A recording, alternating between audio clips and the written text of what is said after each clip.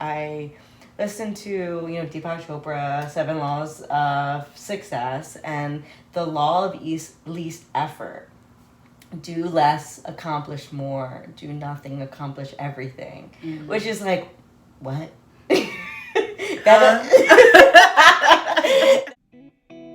Unpopular opinion. Grind culture is trash. Ooh, period. I'm Mickey. I'm Julia. And we're Strategic Hippies. We're not regular landlords. We're cool ones.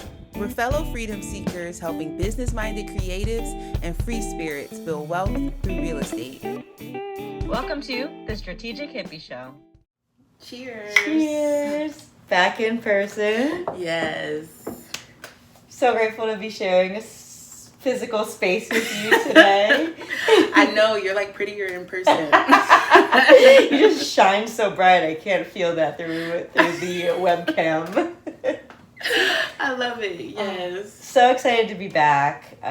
We just took a very much needed pause. Mm-hmm. Our whole, the whole message behind what we do here is intention, mm-hmm. and doing things, with mindfulness as a core for all of our actions. And I kind of want to, while we are relaunching and piloting our season 2 of what we are constantly reframing in this journey of evolution with this show and how we use it. And at first it was a self-development through real estate, right? But so nice to reflect on how both of us are just people that prioritize growth. And through all of the places that we find ourselves in, business, spirituality, our personal lives, like growth is just something that we're constantly in, and we're always surrounded ourselves with people like you that we can relate. So, let's talk a little bit about, the message behind our pause, and because I think it is really relatable and important for people on this journey of wealth building, entrepreneurship, self-development. This space is a combination of all three of those. Yes. So, why don't you share with us what that has been like for you and why it was important? Yes. Well, thank you. That was fabulous. I am just so grateful to be building this with you, because I think one thing that aligns us is that you just get it.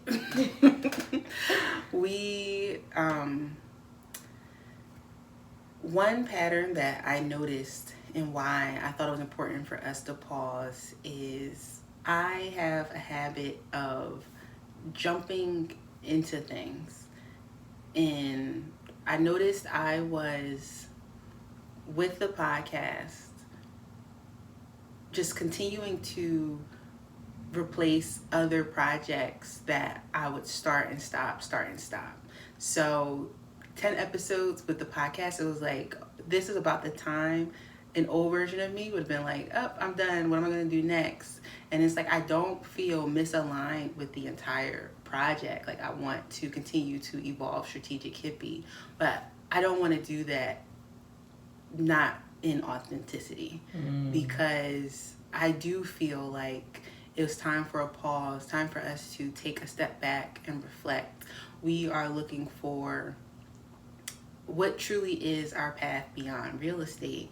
And I can't use the same business tactics I use in real estate for this new thing. And I noticed I wanted to really hone in on craft. And I was starting to get overwhelmed in the task of maintaining our weekly commitment beyond what our intention is, which is to share relatable content, to use that content as self-exploration and healing. And I think it wouldn't do us any service not to honor what we're sharing if behind the scenes we're just rat racing it. Right. We are literally anti-grind culture. Yes. Grind culture is trash. Period. So, you've said so many things I want to expand on, but one of them is patterns, right? And for a long time, this pattern of overworking, right? I call it the capitalist curse. My self-worth comes from my productivity. If I'm not producing, I feel less than. And busyness. Yeah. Shout out my therapist saying busyness is a trauma response. Ooh. Offended. But for so long it served me well, right? I was so busy, and I was a yes man, and I was like filling the schedule, filling the calendar, overworking, and then getting burned out, needing to recover, overworking, and just being in this cycle. And no matter there's this saying, it's like wherever you go, there you are. Ooh. Right? And like new project, new me, nope. New project, here my old my patterns come with me. So it's like breaking those cycles, and that's what we're doing here. And I think that is really important to reflect on while we're doing this passion project of ours, which is so fun and so helpful for me, and some of the feedback I got from our viewers that it's helpful for them as well, which is just such a gift. And staying, like you said, authentic and present, and being like, okay, well, rather than like pushing and getting burned out by this thing that I do really want to do and I do feel really good about producing, let's take a pause. Yes. And not overwork, and let's honor that. And here we are. Here we are. And I want to share that, during this pause, there's this topic, this theory that kept popping up for me, which was so relatable for what we, where we were. And, I listened to, Deepak Chopra, 7 Laws of Success, and the law of least effort. Do less, accomplish more. Do nothing, accomplish everything. Which is like, what? That doesn't even compute. That math ain't mathin'. What do you mean? Did your brain just break? Or? And then really like exploring what that means. And like I get to show up and be in alignment when I am, when there's space for it, right? So when I'm doing less, there's more space. And when I'm not in control. And I think a big part of like the way I work is like, I want to control. This is the goal that I have, and I have to do whatever it takes, right? Yeah. That do whatever it takes mentality, which like holds hands with grind culture, right? And that's just not it. And I was with a small group of people, and we were like pulling cards, and the card that I got was effortless effort. And I was like, okay, another reminder, right? Like this is a philosophy that like is still confusing to me, right? Because I still have this draw to work and to produce and to create, and but also seeing the fruits of doing less, right? The best things that have ever happened to me have happened with little effort on my part. They come to me. And right now I'm in a place where I'm really just setting my intentions and not knowing what's next, and things are coming to me. Like I'm not out there working and searching and arranging and being the director of the show. It's just like doing less. Yes. It is very much a practice to accept and ease. And I call myself creating dramas. It's like you are creating problems for yourself because everything is actually great. Right. Life is actually going really great. Like, of course, we have our hiccups, I think one of the other things we can't ignore is we lament and love about our relationship to real estate. Because we have these challenges that we're overcoming, and it's like, okay, well, how can I move beyond those frustrations? And within that, it's like, I don't know how to change without having like gut-wrenching, self-reflective, like Buddha moments, and it's like everything doesn't call for that. Like Right, every right. problem is not the world falling out from the bottom of you. Yep. So just having more practice in how I can pivot and reassimilate myself quickly. Yeah. And I think this pause is really important for me to just get more skillful in that, because life is never going to stop lifing. I mean, the reality is once it does, we're no longer here. So I better like get with the program. Right.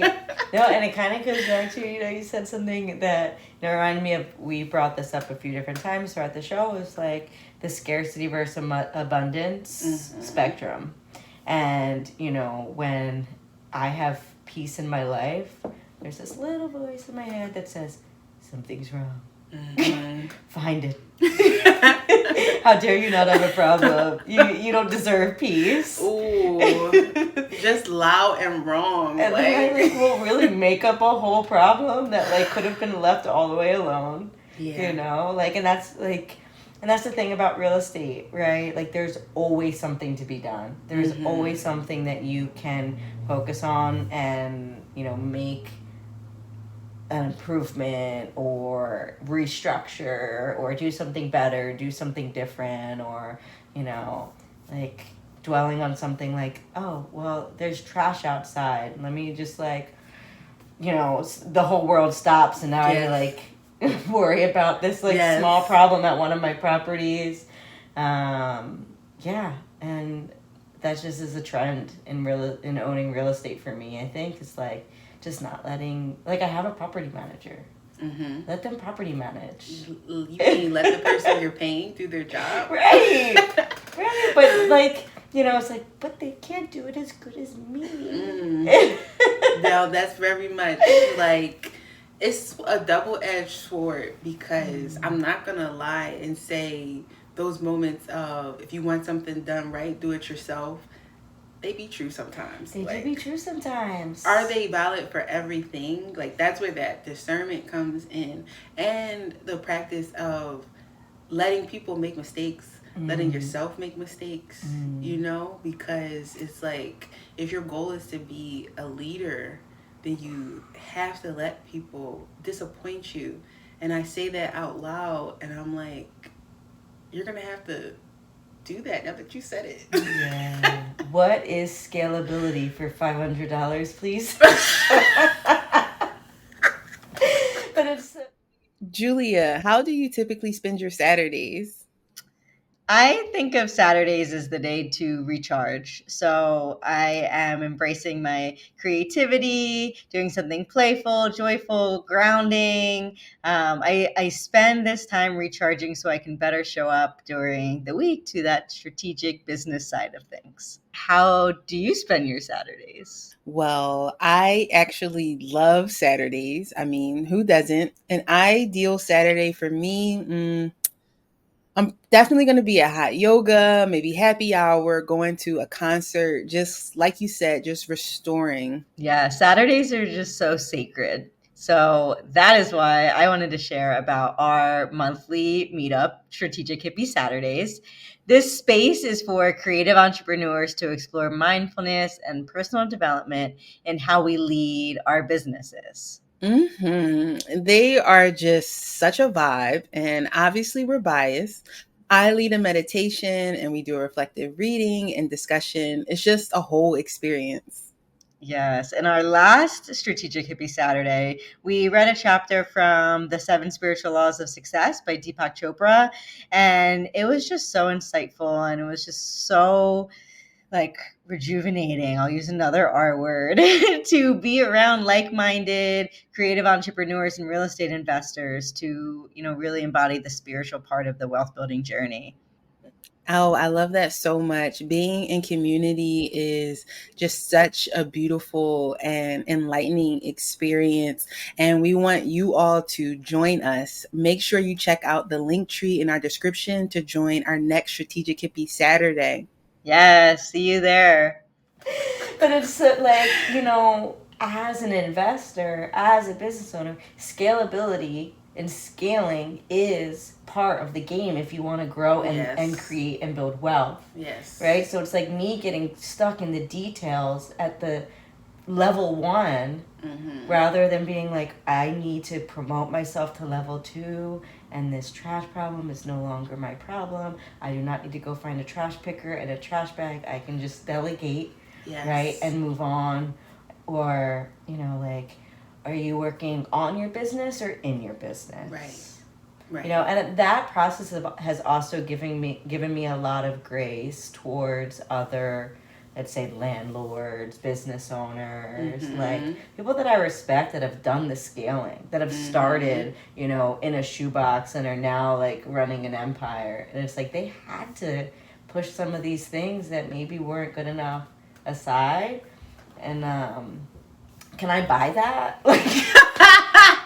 Is this in one of those courses? Yeah, you want to drop an affiliate link or something? Because, man, like, I just care a lot. Yeah, which is not bad. Like, I think we talked earlier about another silent trait we have in common. And, you know, we really have a lot of fun with the hippie side because it's our moment to explore and dig deep. And the elephant in the room is our shared practicality. Like, nobody would keep showing up for things they don't like if it wasn't practical. Right. So how can I, you know, honor the practicality of who I am and give myself grace to try different things and not be attached to the outcome of those things. Like, just to be in the dance of creation. And what do I do when I don't feel like dancing? Right. It's practicality over perfection. Right. And I think that's going back to what we're doing and why we needed to take a pause and why we need to just stay present. It's like we're building something and being practical in the journey, right? Like, it's the whole like essence of the strategic hippie. Yes. Right? Like, we are wealth builders, business people, like investors. We are also creative, and like the happiest I am is when I don't know where my phone is. Right? Like, and we all know the entrepreneur type that is like glued to their phone. You like can't go out to dinner with them, you can't bring them to a party, like they're just always working. And I was like, that isn't what I want. Yes. Right? So, you know, we share this common foundation of real estate being a tool for us to be on this wealth building journey to then access, you know, the lifestyle that we want and just continue to use it, and honestly use it differently than a lot of people. Right? And when you see all these gurus are like, you know, selling financial freedom and wealth and, you know, all of this stuff, but the reality of it is, it's like most of the real estate investors that we know are working 70 hours a week, and the problems that they're dealing with are not cute.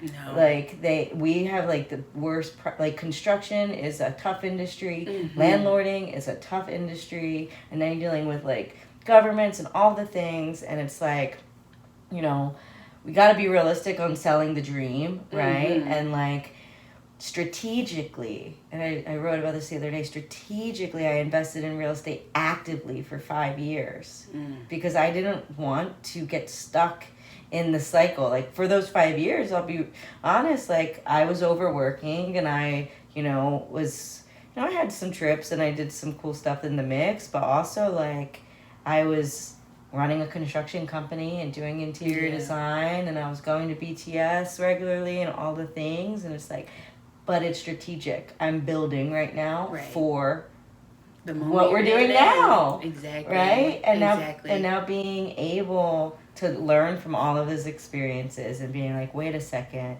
you know, if I had known what I know now, I probably would have done it a little differently.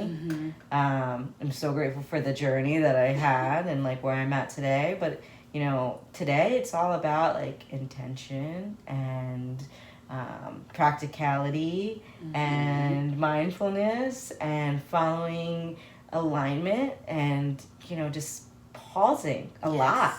Yes. I do not say yes to things right away anymore. Yeah. And like, you know, we brought this up last night. It's like, if you don't know what to do, don't do anything. Mm-hmm. And that's like, just wait. The answer will come. Mm-hmm. The answer will come when your life is in order and you're ready for the answer. Yes. When you have the space to receive. Yes. Yeah. So I still have a lot of furniture to move to make space. Mm-hmm. I'm just being very graceful with myself. And this is the first time in my life I've allowed myself to even be like this.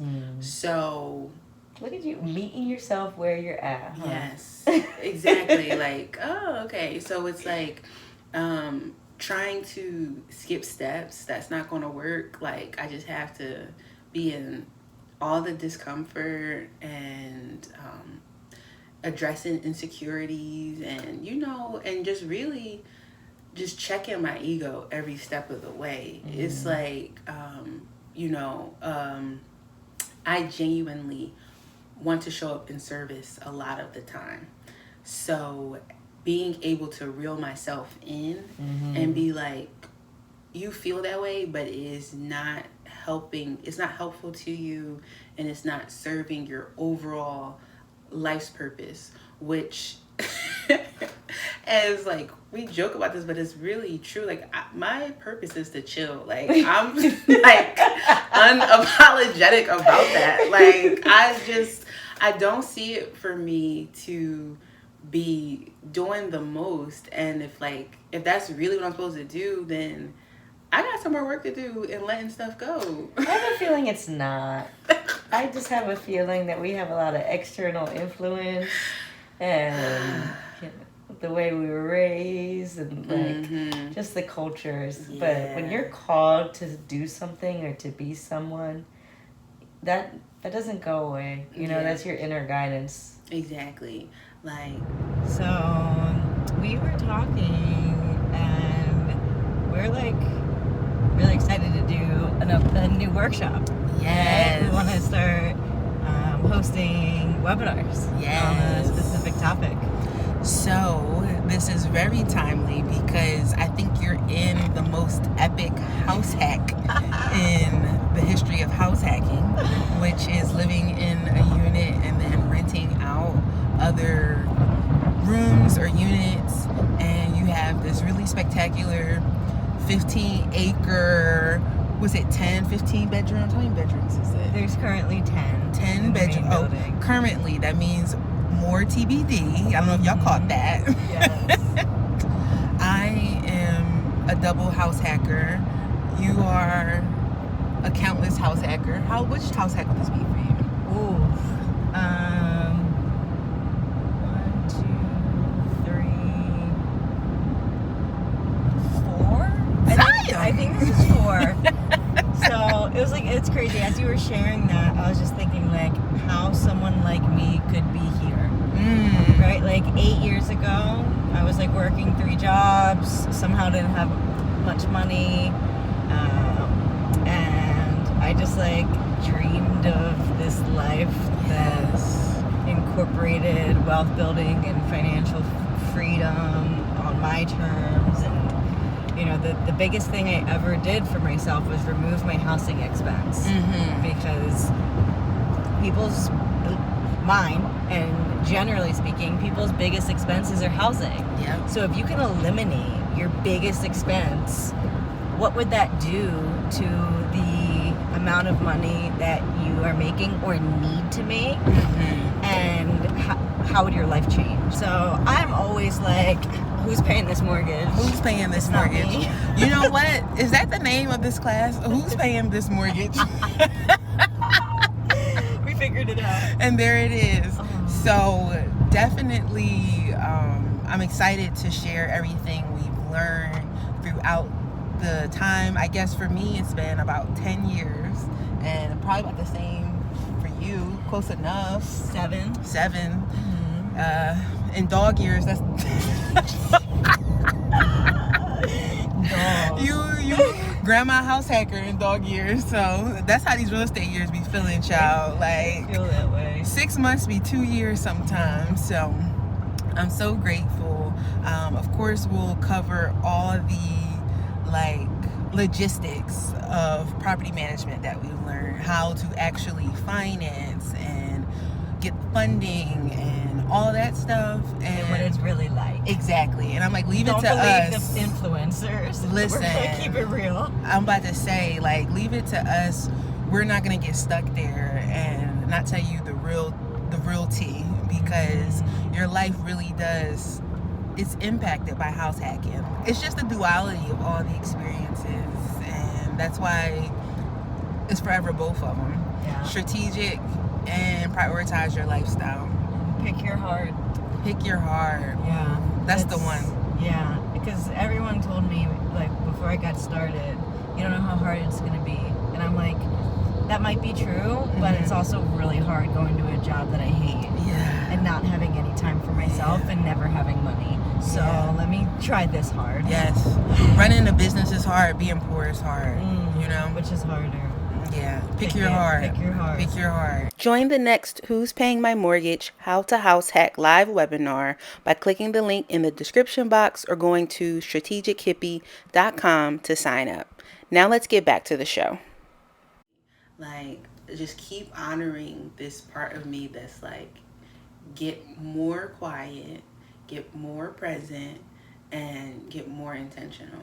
And if I still have work to do in that, I can't be frustrated. Like, I'm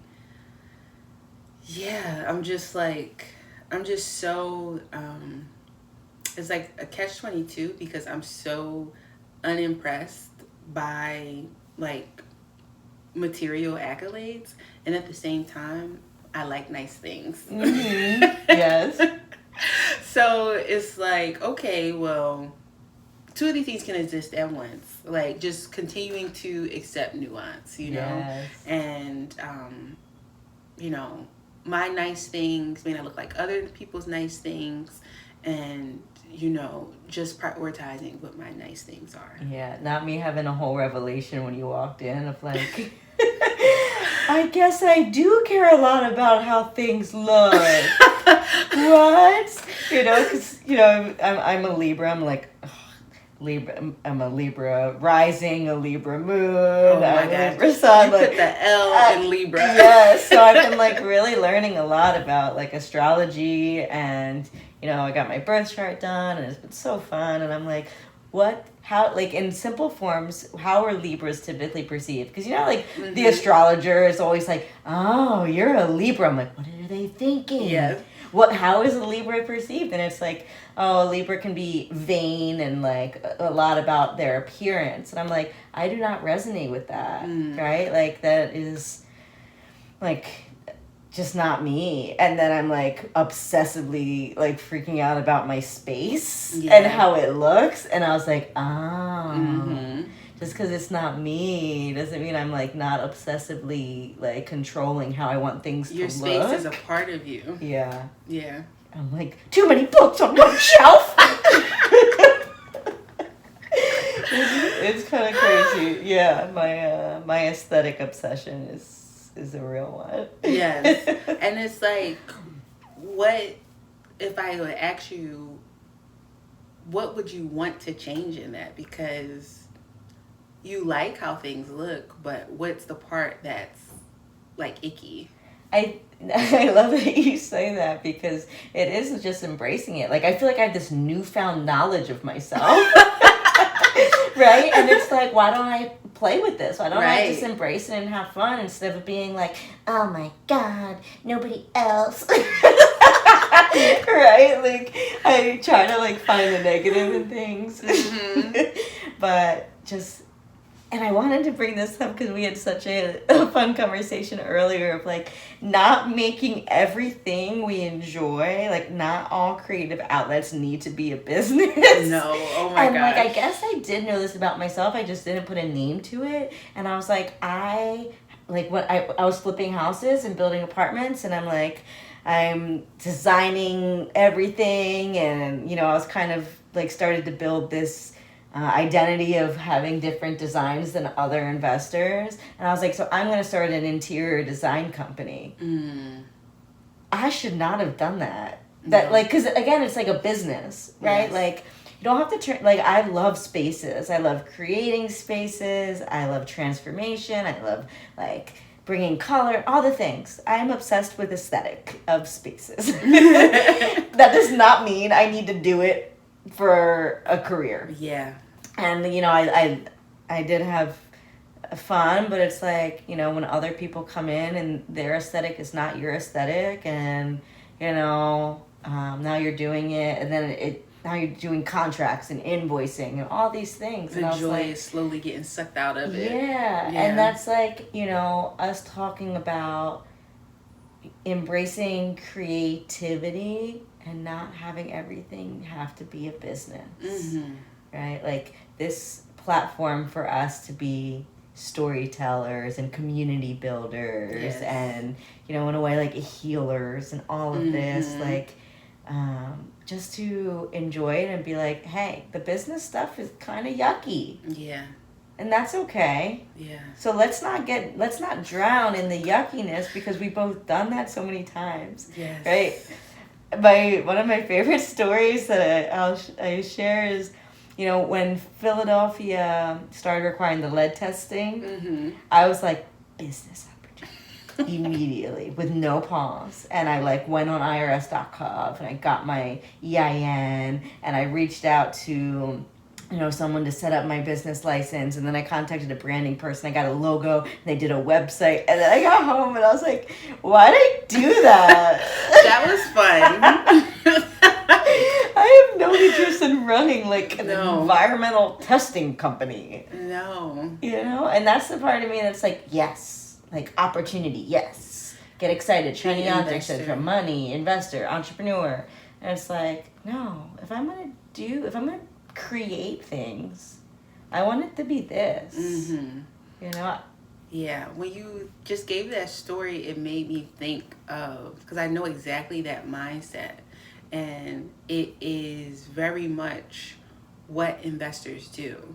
You look for opportunities in the rough. So that's where your mind was, and it's like, how do I turn that off? You pause. Yeah. And there we have it. And there's our message for today. Thank you guys so much.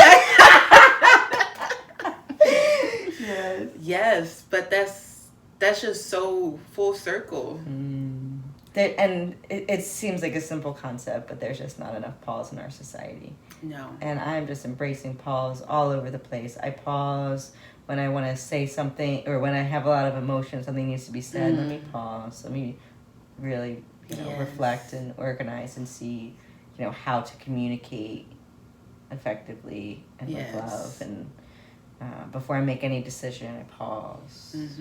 All the things.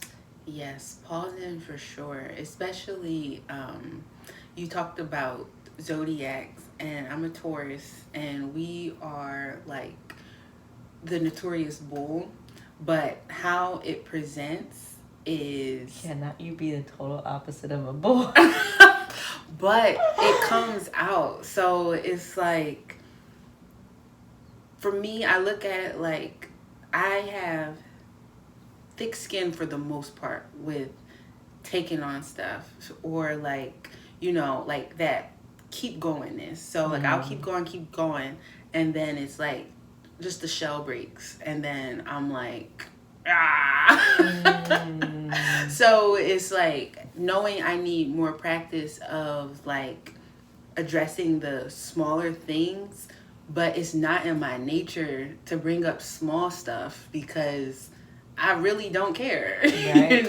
Yeah. So it's like, how can I just be better at identifying those? And I think one thing that we talked about, burnout and how that feels, and sometimes it's important to put names on stuff. Like, one thing I've been very clear on, okay, I know exactly what this is irritability. If I'm getting irritated by something I'm usually so excited for, cut the tape. Yes. Because this is not like that's abnormal. Right. You know? So like just being honest and okay, where is that irritability coming from? Is it even related to Am I just what I'm hungry? doing? Am I just tired? Like, do we need a nap, girl? Yes. Yeah, so it's like, we're getting back into the show after like holiday season, and it's just like, I don't know, like you're having to show up in a lot of different ways that I wasn't before because I was in more control of my schedule, you know? So it's like, I'm still in control of my schedule. Mm-hmm. And this is what has to happen in this moment. Yes. No, I love that. I'm in control of my schedule. I'm in control of my schedule. Like, it's a full statement. It's like when you finally see the person who's been the cause of all your problems, and there's like, is you standing there. Camera pan, just flat you. It me the whole time. Creating dramas. I mean, Shonda Rhimes will be so happy. But I'm just so grateful to be back and to just be on this journey and staying intentional and mindful and being practical. And we're going to start with some interviews soon. I can't wait to share this platform with other people and bring some new perspectives into this space. And I think I just love the Strategic Hippie so much, and I'm grateful to be on this journey with you. Yes, you too, sister. Yes. Thank you. We are so grateful to be of service through the Better Than Success real estate investing community. If you're ready to explore freedom on your own terms too, we would love to journey with you on this wealth building adventure. Check out the description box to join our next Financial Freedom for Strategic Hippies webinar and learn more about Julia, me, Mickey, and BTS. Thank you so much for joining us. Don't forget to like, comment, and share this video and subscribe to our channel. Peace. We'll see you soon.